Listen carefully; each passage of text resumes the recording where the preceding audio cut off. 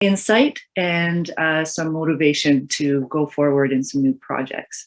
For those of you that we may not know, Patrick is from Tokushikai, and I'm Erica from Meishinkan. So just to kind of get started before we move on to anything else, I'm just going to go over the very basic Zoom etiquette rules, which I'm sure most of us by now from the last year are pretty used to. So basically the first one is we just ask that everybody keep their microphone on mute when they're not speaking. This will help eliminate any background noise and potentially interrupt the current speaker. The next thing is that we are going to be using breakout rooms today. So if you are unfamiliar with that, it's really easy to use. Just follow the prompts that show up on your screen by clicking on them, and you'll be directed into your own little breakout room. We're going to start the first exercise with groups of 3. And every exercise, we are hoping to create new breakout rooms. So you'll be with a new group of people each time. While you are in that breakout room, if any of you are having any trouble with anything, there will be a little button on the bottom of your screen that says ask for help. Okay, so all you have to do is click on that, and either Patrick or I will come into your room and answer any questions you may be having. Okay, other than that, it should all be pretty straightforward. And of course, given that it is based on technology and we are relying on the internet, if by any chance we lose internet connection from our end, we just ask that you take a moment and then just try to sign right back on. Okay. And Patrick, after this, I will please direct it to you and you can continue. Thank you, everyone. All right, thank you. So we have 22 people out of the 36 that have registered. So we're still waiting on a few, but we'll start this introductory section and just to give an overview of what we're going to do today.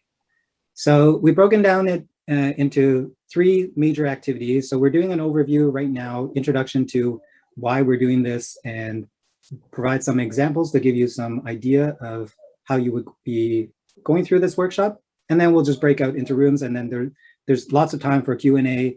The important thing right now, or for this session, is to just get to know other people. So if you have questions, ask us, ask others, have some fun, learn from people, and then also try to internalize the process that we're trying to give here. It's not necessary to come out with some smashing perfect result today, but to just have a new way of thinking about things. At the end, so we want to be clear on this one, we've done sessions like these before, and if we send out a feedback form afterwards, we only get like some people filling it out. So we're going to do the feedback form in the session. So in the final 10 minutes, we'll send you a link in the chat, and we'll just be like quiet while everyone fills it in. It shouldn't take more than 2-3 minutes. And then a few of us will stick around afterwards if you have anything that you want to discuss or just have some social time. That's the unstructured session. For the actual workshop, we're going to be very clear on timing and on the actual activity. So who are we here? Did this little cool map here. We cover 4 continents and 15 different countries. Hopefully in the future, we'll do even more than that. But I think partly it's the time zones. I think some people are not showing up because the time is a little off. We had someone that signed up and realized afterwards that it's 4 a.m. At their time, and they said, oops, maybe not. Okay, so basically, if you've been on Facebook, and most of you probably have seen the posts advertising the session, we really wanted to talk about something called the builder's mentality. And the way that you go about making anything happen, we've kind of broken down into this framework, which is start by understanding what experiences are truly meaningful to people, realize what that is, visualize the barriers. This is kind of counterintuitive. You usually think, okay, let's just build for what people want to do. But the way things succeed is to overcome a lot of these even small barriers to starting. Then you reflect on what you are uniquely capable of doing. If you'll find, I'll show some examples later, as was also posted on Facebook. There are people that do certain things that if you just look back at their history, they've all done very similar things before. If someone was an organizer of events, they've been doing that since they were like teenagers or something. If there's someone that translates, they've been doing that they've been interested in language for a long time. And then the key thing that I think I want to get across here, especially for those that have yet to start anything or make any big meaningful impact that they're hoping to have, is it's not one big giant step. It's a lot of small, low risk experiments that gradually build up over time. So a couple of the examples that I posted on Facebook and kind of listed out here, and all of these started after COVID hit. So if we think about all the resources that we had, the opportunity to get together, all these big things that we could do, and it got suddenly taken away, you think that, okay, nothing would happen. But there are several people here that have done some things that are on this list, but it's just a clear sign that there's a lot of variety and a lot of different things that we can create. And they didn't end up at this moment. Like each one of these started out as something much smaller. So one of the things that we wanted to get across in today's session is that creativity, like anything else, what we're saying here, being a builder is about creativity, and creativity is a muscle. So the more you use, the more you have. So you just need to do it. And hopefully what we get across in this session is that you're able to do it. So I'm someone that always likes to walk the talk. I don't want to just share this stuff and say, do it without having done it before. So this session, we actually ran it before. So we did it with a smaller group. We invited a few people that we know that we wanted to test this out with. And we did this session, a shorter version of it, 1 hour session. And because of positive feedback on that, we decided let's do a bigger one. So one of the, there's three kind of key things that I wanted to bring out besides this framework. There's another way of thinking about how we make things happen. So I want to bring up a couple of quotes. So this guy is Naval Ravikant. He's like a tech entrepreneur, also like a thought leader in this space. And he was asked, how do you reconcile the importance of playing a long-term game? So all of us in Budo, we know that this is like for the rest of our life. How do you reconcile that long-term game with our impatience of trying to do something in immediate moment? So you want to make something happen. And his answer was very simple, this one line. It was a tweet, which was impatience with action and patience with results.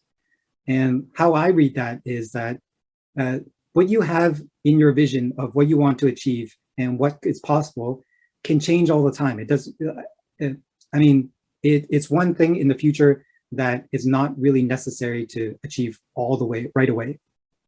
What you want to do is just continuously make progress towards that end goal. So if you can't succeed in this one big thing, it doesn't really matter in the near term. You have a lot more time in the future. It's just about doing. Here's another quote. Name must be your fear before you can banish it. Most of the problem that we face in trying to do something new and trying to create something is that we fear something, but we don't know what it is. It's just some inertia that keeps us from starting something from scratch. And I think that calling this out and using that as a very explicit activity is very important.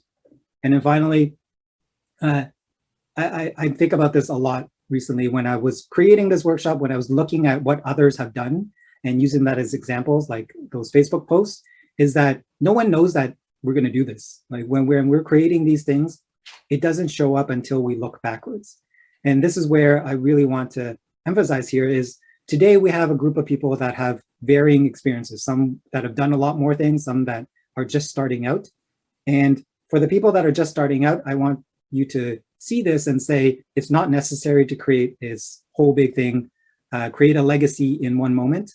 And for the people that are more experienced, I think this is an opportunity for you to reflect back on your years and decades of things that you've achieved and just appreciate that all these dots somehow connected when you didn't probably imagine it like when you were younger.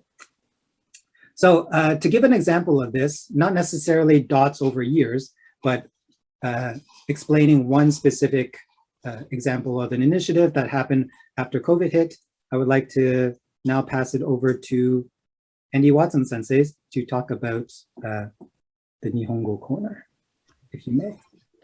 Thanks, Patrick. Sorry for being late. Because I've got the tendency to waffle, I'm going to set my stopwatch so that I don't go over more than 5 minutes. As Patrick introduced, I started a group called Andy's Nihongo Corner. It started off with one dot, waking up on a Sunday morning and asking myself that while during the COVID lockdown, I wonder if people want to improve their Japanese, because nearly all of us can't do any training or go to seminars or anything like this.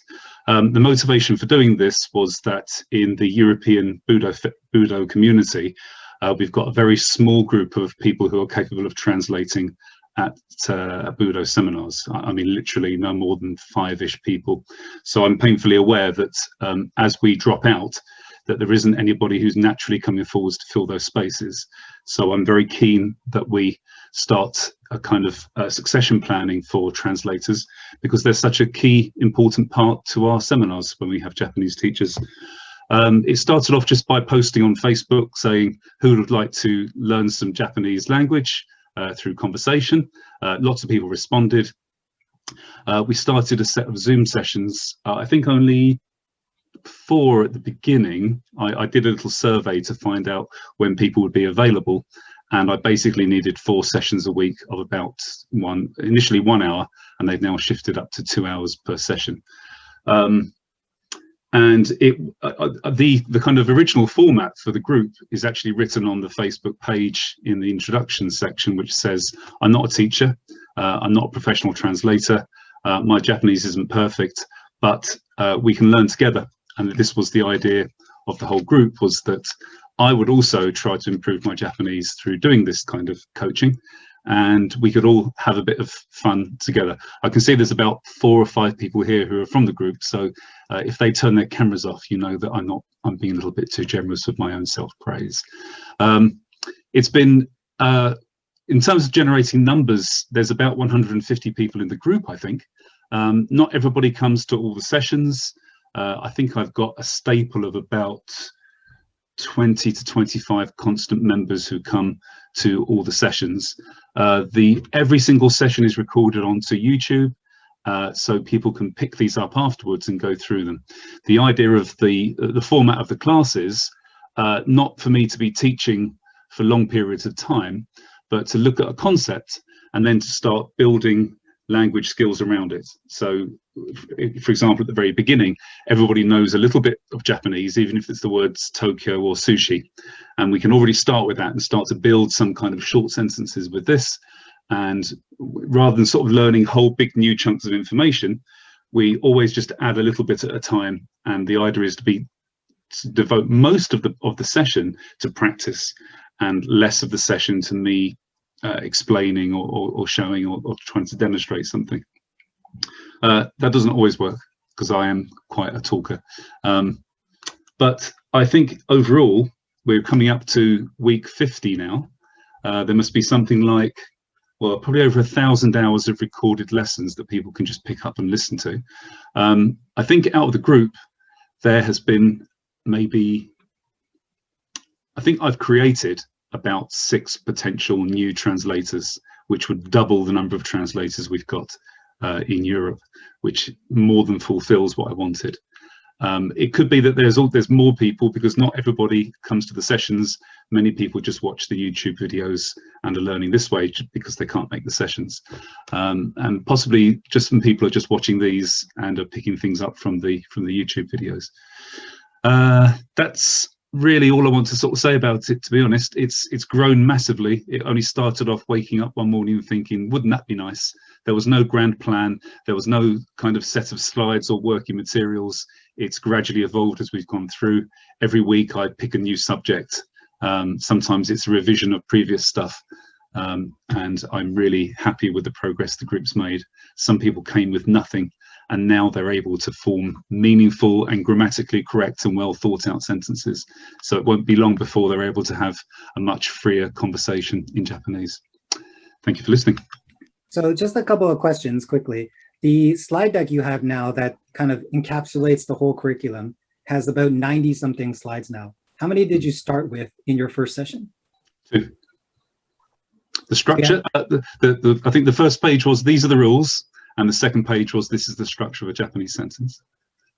So you didn't you knew that this was going to be a weekly thing, and Yep.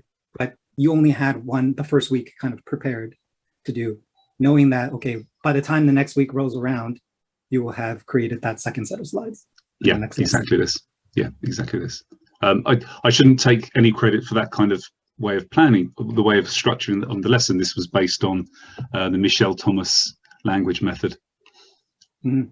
So that's my second question, which is, this is based on an existing method of teaching Japanese, but did you take someone else's curriculum and kind of just modified it a little bit, or did you have to just use that process? And no, I just used what I thought would be, I mean, I steered clear of the kind of curriculums that are normally put into textbooks and language systems, which was to kind of learn greetings and conversation first, and then to start doing grammar stuff later on. I just said, no, we're just going to learn the rules of grammar first. We'll practice the rules of grammar and we'll learn vocabulary this way.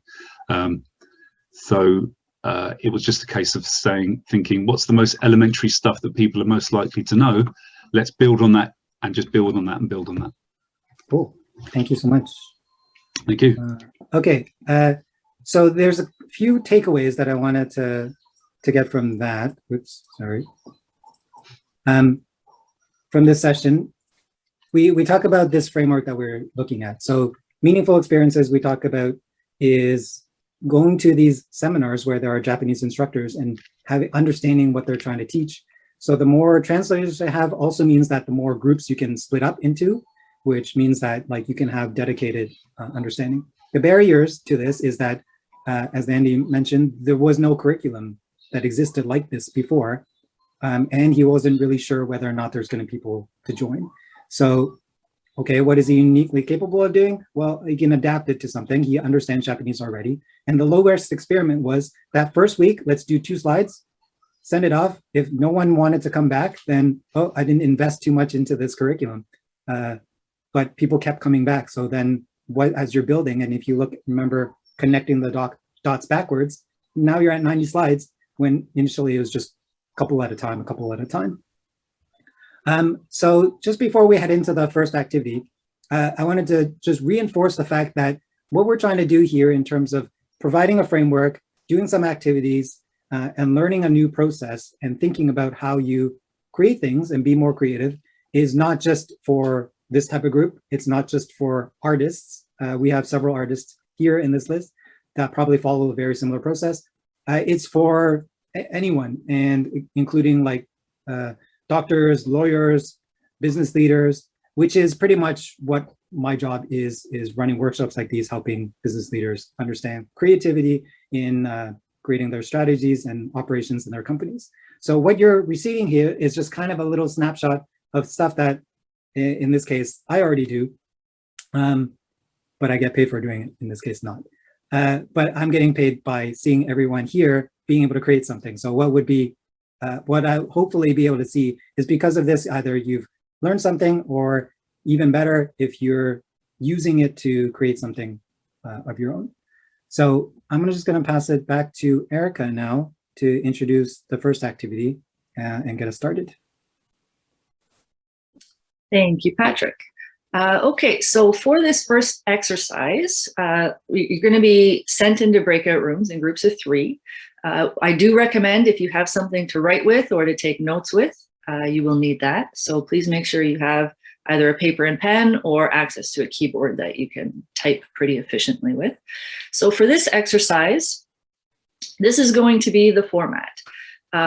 There will be one speaker who will share your best and worst experiences when trying something new, either as an individual or in a group, in the Budo community. Okay, so this can be something like in a group format, maybe trying to organize your own seminar, or maybe in an individual example could be trying to start like a Zoom or some kind of online social thing. Okay, it could be anything. Those are just examples. So your best and worst experience in doing these things. So while that one person is speaking, the other 2 people in the group, please take some notes as you are listening, what you think that person hates, what that person loves. So they love it when, they hate it when, and also what you are impressed by them with. Okay, so take notes on those things. After the first speaker is done speaking, the two people that took notes will share. Okay, so they will give their feedback as to the notes they wrote. So just those three kind of points as to what they loved, what you thought they hated, and what impressed you about them. So pretty brief. All of this is going to be relatively brief. Okay, so you don't have to go into long, drawn out explanations. Pretty brief. So that's the first, the format. Okay, so one speaker, two listeners. Then the two listeners share back their feedback. Then switch the speaker to another person. Same format. So two listeners, take notes, give your feedback. Then switch to the third person as a speaker. So all three people should be able to speak and share that same concept of what is your best and worst experience when trying something new in Budo. Okay, so excuse me. As the speaker, when the other two people are giving you the feedback of what they heard from you, please take notes yourself, okay, as to what they say they heard that you loved, hated, and what impressed them about you. You will need to access those that feedback later on, okay? So please take notes on that. So other than that, it should be that pretty straightforward. Before beginning the actual exercise, we're going to give you an icebreaker question, okay? So again, don't take a lot of time answering it, just kind of the first thing that comes to the top of your head. And it's going to be something kind of fun. It's just a matter of trying to get you guys more comfortable with each other so that you can start to share a little bit more freely, okay? So that will come first. Just answer the icebreaker question and then go right on into the exercise. So for all of that, you will be given half an hour. Okay, and then we'll ask you to come back into the main room. And again, it'll just be a prompt that shows up on your screen. It shouldn't be hard to join us back in the main room. And then there'll be a brief little period where you can ask any questions, or if anybody wants to share back any of that experience, that would be the time. Okay, so now that I've explained that as briefly as possible, are there any questions before we redirect you into your breakout room? And I will tell you the icebreaker question before we do that. So any questions? I have one question, Arika. Yes. So the feedback we receive from what people are perceiving about us. We have two people that are perceiving something about us. The feedback that we have to write to you, it should be something like a mix of those two things? Or just putting both feedbacks in the same form? Yes, yeah. So you can feel free to just kind of take like points in note form. You can just write little, they don't have to be long drawn out sentences. It can just be like if somebody's giving you feedback of, I think you love it when people help out, then you can just like as a listener, you can be, or sorry, as the speaker, when you're taking these notes, you can just be like, love it, people help out, you know. As a listener, similar thing. You don't have to draw out long answers. Just, you know, have these 3 points. I think you love it when, I think you hate it when, I think, sorry, what impresses me about you is, and then just point form. It doesn't have to be long. Does that answer your question? I was wondering about the notes that we have to go back later on with the things that people perceive about us. Right. So that will so as the speaker, as you're hearing back what they are telling you about you, point form, you can just write back, write little notes, right, in a similar fashion. So love it, and whatever those notes are, hate it, whatever those notes are, and what impresses them, maybe that's better written. All right. And then, yeah, and that's all you'll need is just basically the feedback you were given. Yeah. Okay. Thank you. It's all right. Thank you. So sorry if I didn't answer your question. Yeah, it's okay. It's, yeah, I got it. Yeah. both think that's the same form. It's okay. Yes. Okay. Yeah. Okay. Sorry. Patrick, is there anything you wanted to add to that before? No, yeah. So the key thing is that you just remember it for the future activities, because we'll be using what you love, what you hate. You'll be talking to other people and hearing what they also love and hate. And then as a group, you'll be coming up with, how do we create experiences to make that happen? And then if you know what impresses other people, you can use that as your own capability. So you have to keep that in mind, because whatever you're trying to create in the future, you should leverage whatever you have. So just keep it in, take whatever notes is necessary so you remember it for the next session, at least for the next an hour and a half of this workshop. Okay. Okay. Are there any other questions before we give you your icebreaker question and direct you? Everybody's okay? Okay, so your icebreaker question for this group is, what's one restaurant food you're looking most forward to sharing with friends again? Okay, so we're going to now open up the breakout rooms and just follow the prompt on your screen. And again, if you need help, feel free to just press that button and ask one of us to come and help you. Okay. Okay. Can I see anyone's hands up that you got to 10 ideas on a list? 3, -1, 8, 8. That's pretty good. 4, 8, 4, 4. That's okay. It's a practice thing. You start with 4 today, you'll get 5 tomorrow, 6 the next day. And haha, we're only going to be using 1 anyways for the next activity. So let's quickly introduce what we're doing. So what we just did was we wanted to come up with ideas. We used the first activity where you shared your best and worst experience, and then thinking about what is meaningful to people, you came up with some ideas, good or bad, probably mostly bad, of ways of resolving it. And today's session, again, we're just practicing, how did you use this framework? How do you use this approach to decide on what you want to do next? So for some of you that have never done anything before or want to do something bigger, this is a way to systematically decide and build something that's you would have been afraid to do before. And for those of you who had experience in the past, not only is it a way to come up with something completely new because you've maybe exhausted all the initial ideas you had, but it's also a way for you to think back about your approach so you can share it with your community, with your students, and help them get to that next phase. Because a lot of us that are at the point where we've done a lot on our own, we want to help others do it. And that's part of the reason why we're hosting this workshop. Okay, thank you. Someone had to leave, Spiro Sensei had to leave. Thank you so much for participating.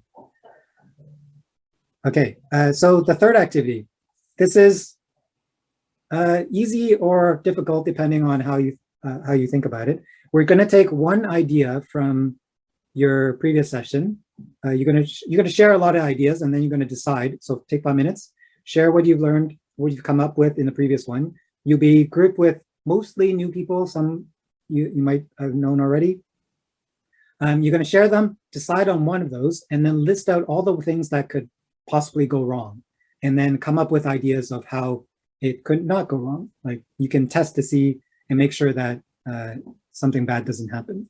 So just as a quick example, while we're completing the assigning of the rooms, can I get one person to share one idea, any idea?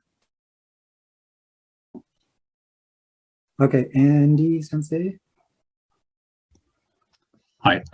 Yeah, the one which really kind of was always on my shoulder, but I never turned to it until my previous group mentioned it, was identifying and acknowledging differences in opinions, cultures, and backgrounds. And then once you've identified them, say, right, that's fine. We can work with these differences. There don't have to be a wall to us progressing. Okay, cool. So just thinking about that, like having that conversation could be very tense with some people, like you're already expecting that to be rough. So how do you resolve that? So in terms of this next section where we want to come up with minor low risk experience, the first thing you would do is just to speak to a friend who you think has a slightly different opinion, or even if they don't have an opinion, just get comfortable with sharing your opinion. So you would have a group like this, or a group of people that you know, and say, okay, I think really strongly about Trump. And someone might say, well, he did do this good, and then see how you react to it. And then gradually, let's say, introduce someone else that you know is open to new ideas, but is a Trump supporter. And then you can say, okay, how do we discuss this? So these are some experiments that gradually layer up. So I want you to think about it in the same way. You're going to share your ideas for a little bit, decide on one of them, and then come with the easiest one that you can do. So it might even be turning to my partner and saying, I feel this way. Do you feel slightly different? And just get a gauge of what kind of responses you have. So the thing that just makes it easier is that now you know that there is a slightly different opinion and how you would react to it. So that's just one example. Does anyone have any questions before we move into this third activity? Yes, Andy? Sorry, can I just ask, so in the third activity, are we all examining our own personal, what stands out for us and how we might start, or are we working as a group on one common one? Yeah, so as a group, you'd say what stands out for you. Everyone gets to share a little bit. And then as a group, decide on one of them first and come up with some idea, some experience, maybe 2 or 3. And if you can do that within those 5 minutes, then choose a second one and come up with a few. Okay. All right. Yeah, can I yep. Sorry, can you show the slide one more time, like exactly the task? So 5 minutes, what stands out for you from activity 2 as a group? Choose one and then make a list how you can start in the easiest, least risky way possible. Thank you. I think Luis had a question. Luis? Yeah, about the icebreaker question, and please make it easier than the last one. Yes. To some it might be easier, to some it might not. We'll see. Yeah, I'm there. I think there was one more question.